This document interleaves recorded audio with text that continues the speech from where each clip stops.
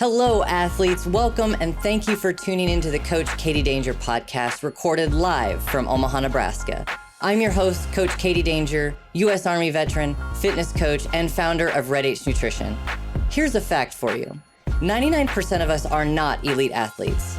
We're individuals from all backgrounds, juggling life's priorities, including jobs, our families, their needs, and trying to find time to take care of ourselves.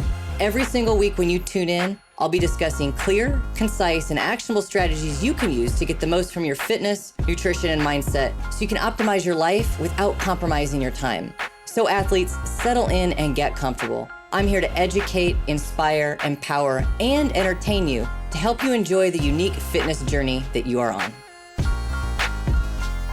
Hey athletes, what is up? It is Coach Katie Danger with the Coach Katie Danger podcast. This is episode number 74, and I can't believe we are this close to approaching episode number 100. It seems surreal, honestly, to have been able to put out 73, now going on 74 high quality episodes.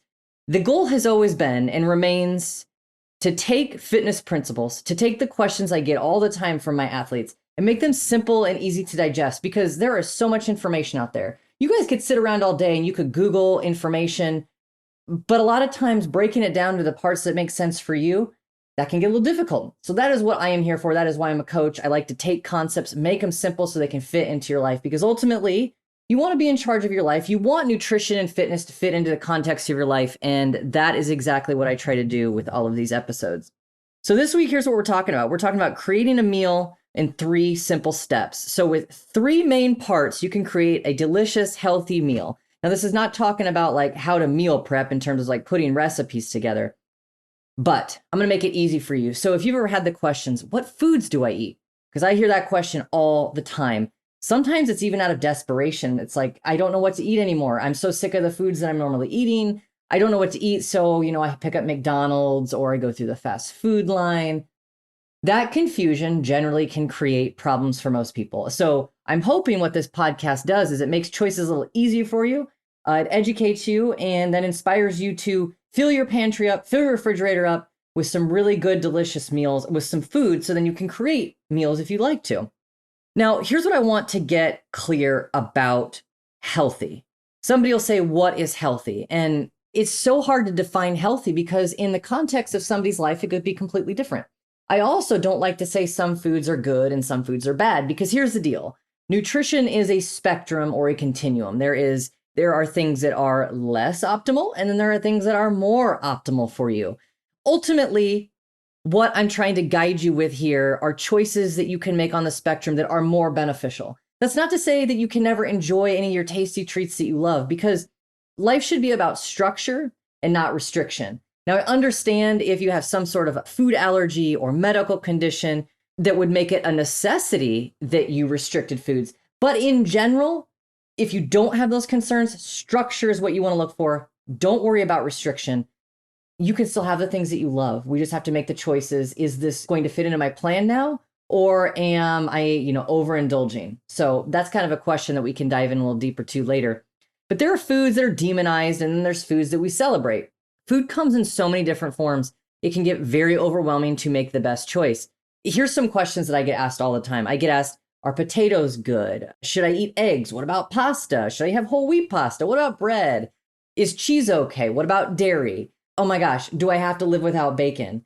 And a lot of these questions get asked in desperation because they think that if they get a coach or they think if they get nutrition guidance, it's going to put the kibosh on all their favorite foods. And I'm the type of coach that just likes structure. I just like to educate. I want to empower. And then ultimately, you're the boss of yourself. Nobody can make you do anything. But when you're a little bit smarter about your choices and when you know how they fit into the context of your life and then where they fit on that continuum, things can get a little bit easier. Choices become a lot more clear, and you end up making decisions that will fuel your body more than they will hinder your body.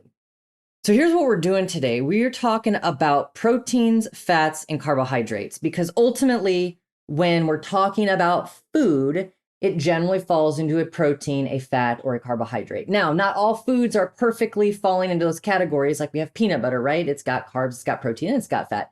But I'll get to that at the end of the podcast, because right now what I'm talking about is how you can look at foods, make your plate, create a meal, grab a snack that's balanced and that will fuel you. So I want you to think of it, choose more of these and then choose less of the other things that you probably already know, like Hostess cupcakes, Twinkies, M&Ms, fast food, Chick-fil-A. I mean, you guys already know that that is not necessarily fueling you. But at the same time, you don't need to restrict it. It just falls in the eat less. And I want you to eat more of other things.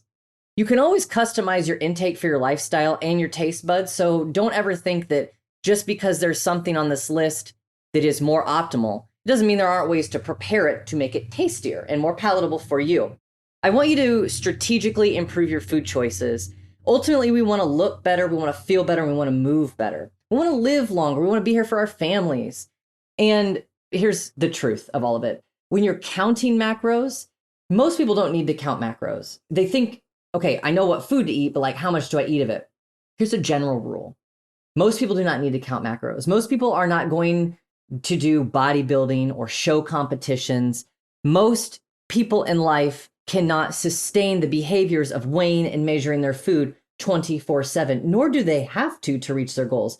There are 1,000,001 coaching programs out there that will tell you that you need to count your macros and then you need to follow everything to a T. And it gets overwhelming. And oftentimes people fall off that wagon and they just can't sustain that behavior because life, because children, because jobs, because responsibilities. So this is going to be an easy way for you to answer the question, what should I eat?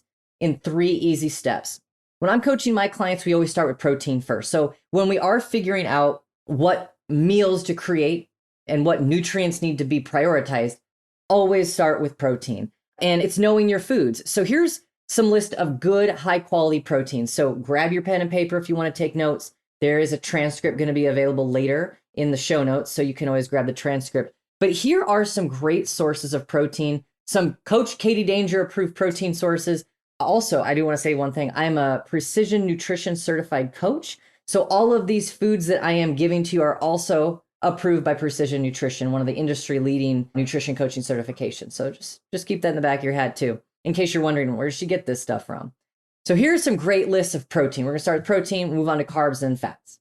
Eggs and egg whites, fantastic sources of protein. Fish, shellfish, chicken, duck, turkey, lean beef, bison, lamb, pork, wild game. So things like venison, if you're a hunter, those are really great options as well.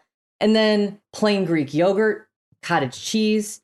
Some vegetarian options include tempeh, lentils and beans. Lentils and beans, like chickpeas. Oh man, they are such good sources of protein for plant-based eaters. Fantastic sources of protein. Now, they do also fall into carbohydrates, but generally, we'll get to this. But if you're a plant-based eater, you'd probably like to count them as a protein source rather than a carbohydrate. And then here's a few other things. So not all of us are from the United States. Not all of us have normal food, or when I say normal, right, that's relative too.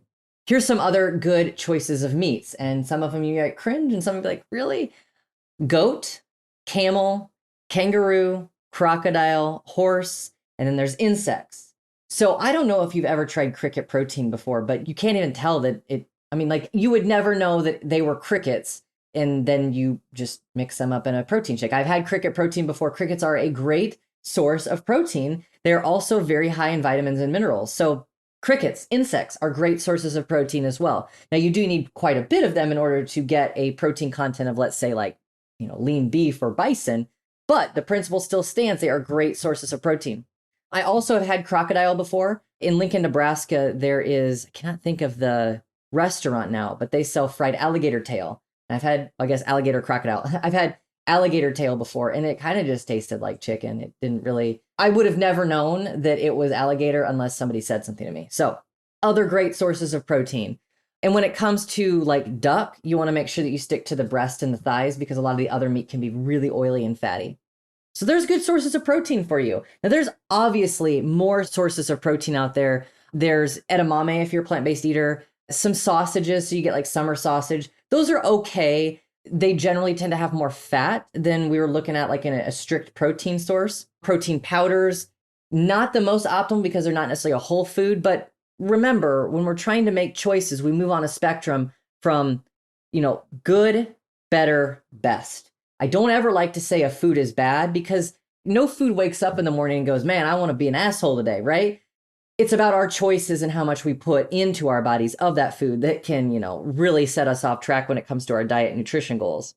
So the protein sources I just listed are at their core, they are like very strict protein when it comes to the macronutrient content. Like in an egg and an egg white, like it's all protein. I mean, there is some fat in there, but when we're looking at the fine details of your food, we always want to stick with it and being a protein source. Then we're going to move on to carbohydrates. So I always start with protein. Like if I'm creating a meal, I'm looking at my protein. And just for another tidbit in there, you don't want to count macros. You don't want to weigh and measure your food. A great way to measure, and I'm doing measure in air quotes if you happen to be listening to this on a streaming channel, measure your food is a palm-sized portion. So if you hold out your hand right now and you just look at your palm, so don't take account your fingers, don't take into account your thumb, you just like circle your palm, that is a serving of protein. Now, generally for males, you want 2 servings or 2 palm size per meal. For ladies, we want at least 1.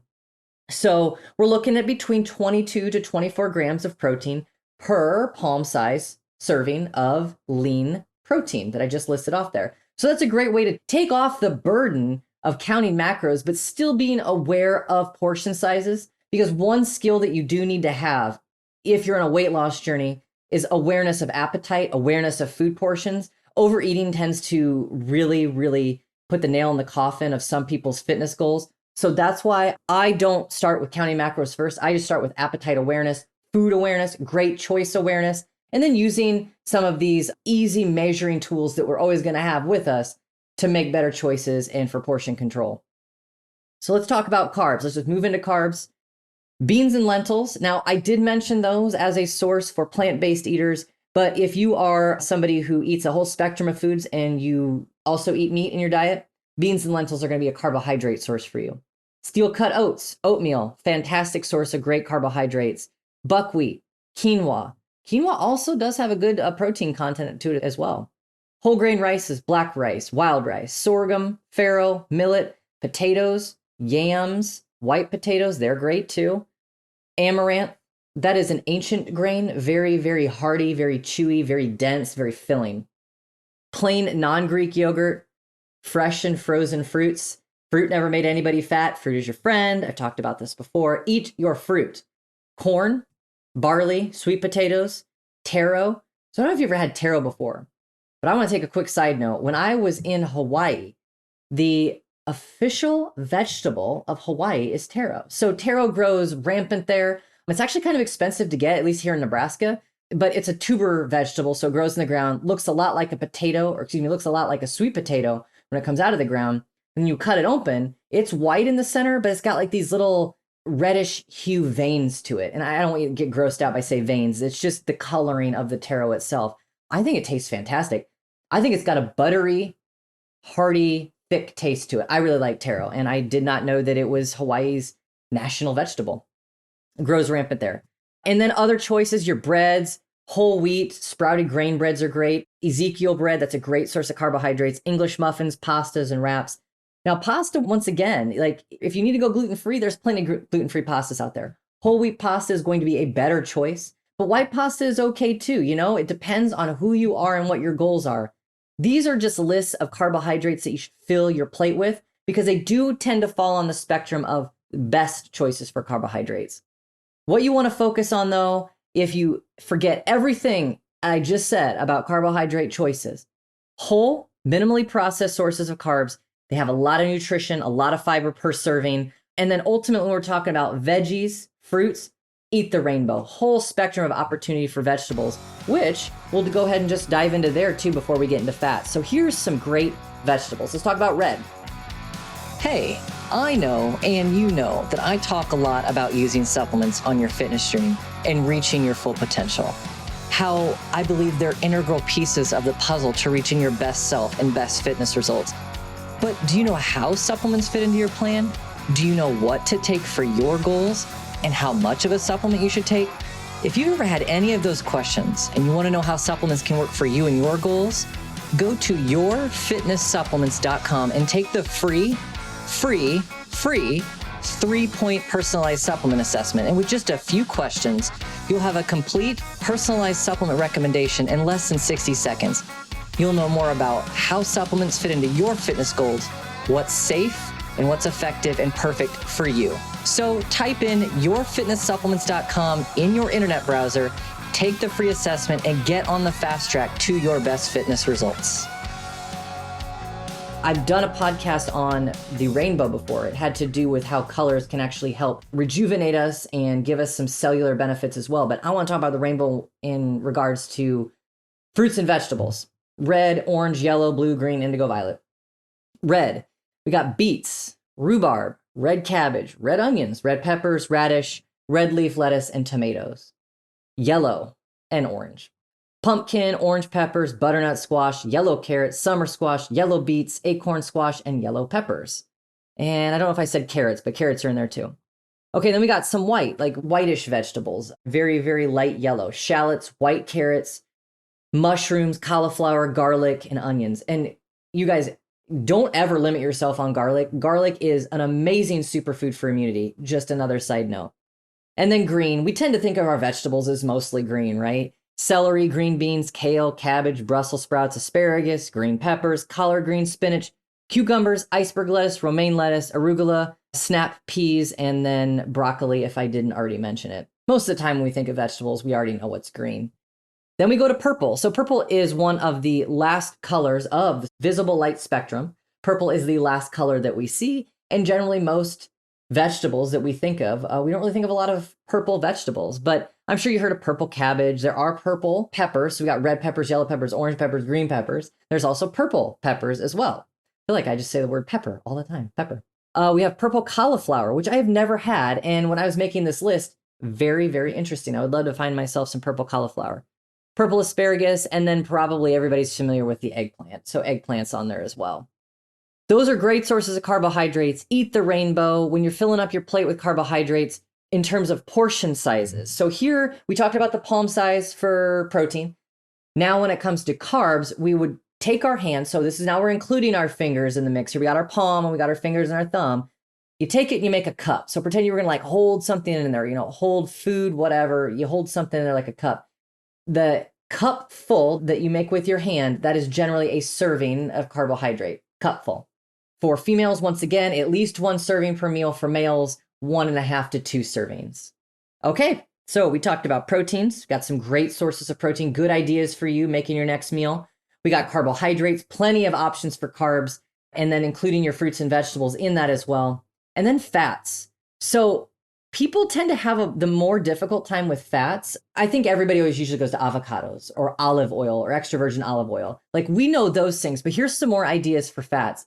And maybe you're asking like, well, why do I need to get fat into my diet?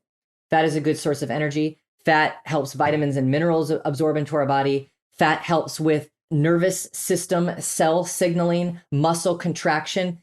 A lot of the things that we do are governed by the amount of fat that we have in our body. And I'm not talking about like visceral fat, right? Like the fat that we want to get rid of. I'm talking about food fat, healthy, delicious food choices. We already talked extra virgin olive oil, but we've got walnut oil, avocado and avocado oils, cheeses. And generally with cheese, you want like a harder cheese. The harder the cheese, generally the higher the fat content. And when I say hard cheeses, we're probably looking at cheese that's aged. So aged safely, it's not like gross cheese, but hard cheeses. Egg yolks, they are great sources of fat. Seeds, chia, flax, hemp, pumpkin, and sesame seeds, great sources of fat. And probably my favorite on the entire list here for fats are cashews. I love cashews. Pistachios, almonds, Brazil nuts, pecans, peanuts, natural peanut butter, no added sugar. I love Jif peanut butter the best, but it does have added sugar. So natural peanut butter is going to be the best choice of the list. Olives, that includes black and green olives. Pesto is a great source of fat if it's made with extra virgin olive oil. Nut butters, so nut butter is made from almond, cashews, Brazil nuts. And then coconut oil or fresh unprocessed coconut. When I was training in CrossFit pretty intensely, I'd go to like a natural grocers, like a Fresh Thyme or a Whole Foods, and I would grab a bag of shredded coconut and I would just eat it. So when I was training, one of the easiest things to do was just think of like, okay, protein. I'm going to get a stick of beef jerky. Carbohydrates. I love bananas. And then with my fats, I usually go in coconut or cashews or then some other nut because oils usually just don't mix very well when I'm trying to train or recover from workout to workout. When you're putting your meal together, fats generally come last. And when it comes to portion sizes, it's your thumb. So you give you a thumbs up, make you a thumbs up right now. You look at your thumb. That is generally one serving of fats. And women, once again, one serving of fat, men, 1.5 to 2. It's the size of your thumb. So once again, we're all different sizes. Like my thumb isn't going to be the same as my dad's thumb size, and maybe not the same as your thumb size. But this is how we kind of stay in that relation to who we are, what our body needs are, and what our activity levels are. I say all of this because I want to make food choices easier for you. Proteins, fats, and carbs. Now, not everything falls perfectly into a protein, fat, or carbs. So like, what about, I mentioned peanut butter. Like if it's not strictly a whole food. First, you want to ask, like if you're making a decision, what is the goal? Like where are you at with your food and your choices? So here's what I mean by that. What macronutrient delivers the majority of the calories? So when you're trying to classify a food in a protein, fat, or carb, where are most of the calories coming from? Okay, like with peanut butter, I usually always classify it as a fat because the particular peanut butter that I choose has higher fat content than it does carbohydrates or protein.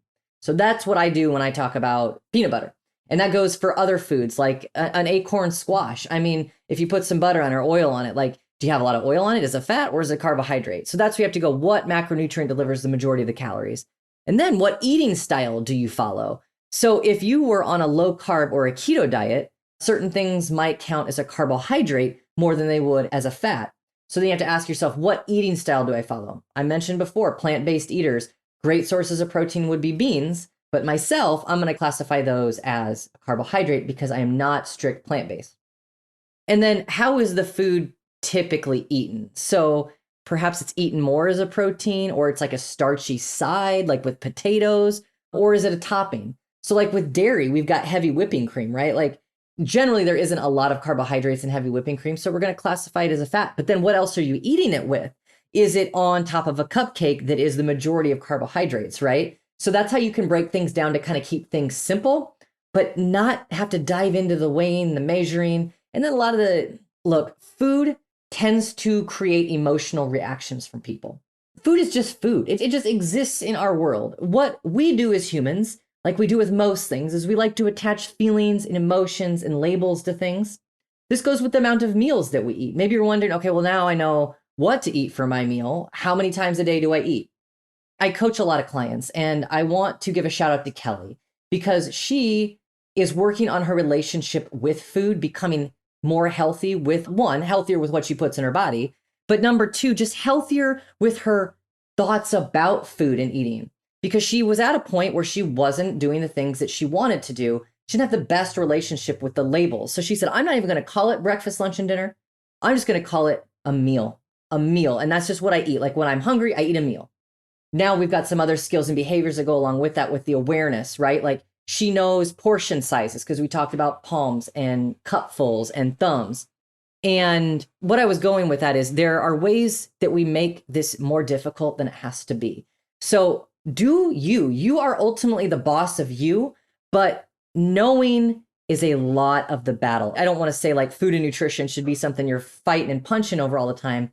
But when we're talking about leveraging ways to lose weight, build muscle, and be our best health, it's generally two things that we leverage. Our exercise program, our training program, like what we're lifting, our cardio, and then it's the food that we put in our mouth. So that's why we have to really be in tune with what we eat. Know what you eat. Know how to create a healthy meal. Know what is healthy for you. Because once again, I use that word healthy and then I kind of like want to slap my mouth because healthy is a relative term.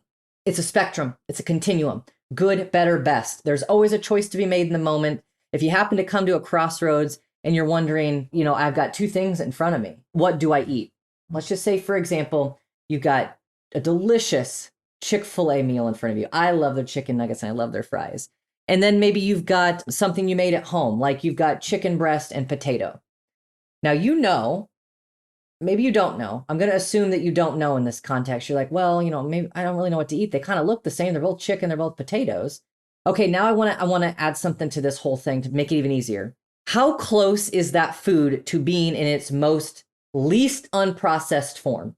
We know that the chicken nuggets from Chick-fil-A, they've been fried in I don't know, peanut oil or whatever else they use there. It's the chicken. We don't really know what kind of chicken Chick-fil-A uses. We don't know if it's grass-fed. We don't know if it's been fed antibiotics. And then with the potatoes, they've been fried, they've been seasoned. Okay, so it's not like a potato you'd pull out of your garden from the ground. Then you look on the other plate and you see a chicken breast. It's got some salt and pepper on it, maybe some other seasonings. And then you've got a potato with butter and some salt and pepper. Very, very close to its original unprocessed form. So that's a great way to determine the good, better, best scale in terms of foods that look similar. And they're both, both chicken, they're both potatoes. But at the end of the day, one is far less processed than the other. So how close is that to a whole food? How close is it to being unprocessed? That's another really, really good question to start. Ultimately, this will be the third time I've said it in this podcast. You are the boss. Try new foods. Do not be afraid to try new foods. And then maybe try things that you haven't liked in the past and try them again, because our palates do change as we age. I know that when I was a kid, you put a Brussels sprout in front of me, I was going to run as far away as I possibly could. But now I'm like, yeah, sure, I love Brussels sprouts. Like, I know that they fuel me. I know they make me feel good. And I actually do kind of enjoy them, which is odd. But you know what you like. But don't be afraid to try something new. And all of this strategy also works if you go out to eat too. There are plenty of places you can go where the protein, the fat, and the carb make up the meal. You just have to be more aware. And that's what I'm hoping that this podcast can help you with. When it comes to portion sizes and knowing how much of something to eat, the portion control I just mentioned, palm size for proteins, cupful for carbohydrates, and then thumbs for fats. Now, we're like, why would we just want a thumb size for fats? Well, fats are very, very dense and full of calories. For every gram of fat, we have 9 calories. For every gram of protein or carbs, we've only got, I think it's either 4 or 7. I don't want to dive too deep into that because that's counting macros. But the point of this is thumbs, it's small because they are very packed full of calories and you just don't need that much of them. You're the boss. You're the boss. Do your thing. Do your thing. Make your meals. Be confident that now you can create a delicious, colorful, healthy plate that will fuel you.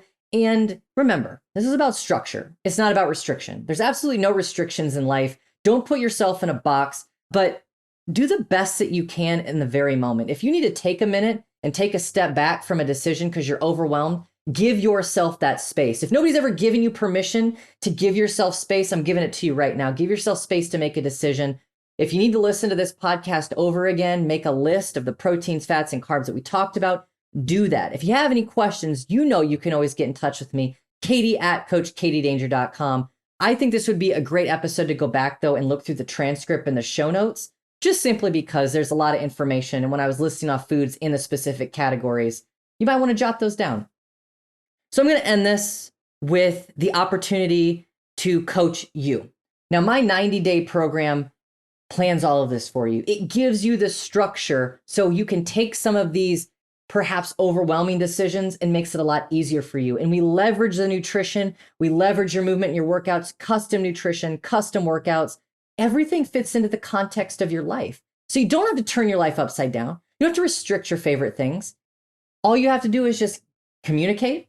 We talk about structure. We talk about what your lifestyle looks like and where you want to go, and then what you're willing to do. Because ultimately, fourth time I've said it, you're the boss. You're the boss. So whatever you want to accomplish in your life, it's absolutely possible. And if you want to talk to me about it, learn more about how you can amplify your metabolism, get your metabolic health assessment. All you got to do is go to metabolicamplificationformula.com, schedule your session with me. We'll chat for 30 minutes. I'll share more about what the program can do for you and how it fits into your life. But ultimately, I want to work with you and I would love to be a part of your journey. It's so important that you take hold and take charge of what you want from this life, because if you don't do it, nobody else will do it for you. That's what I'm going to leave you with today, athletes. I hope you got a lot out of episode number 74. Absolutely love spending this time with you. In the meantime, metabolicamplificationformula.com. Schedule an appointment with me. Let's chat. I want to get to know you more. But you guys, this is Coach Katie Danger. I'm going to sign off for episode number 74 right now. And like I always say, believe in yourself, trust the process, and whatever you do, don't ever, ever, ever quit. Don't ever quit. You guys, until next time, this is Katie D. Over and out. This is thepodcastfactory.com.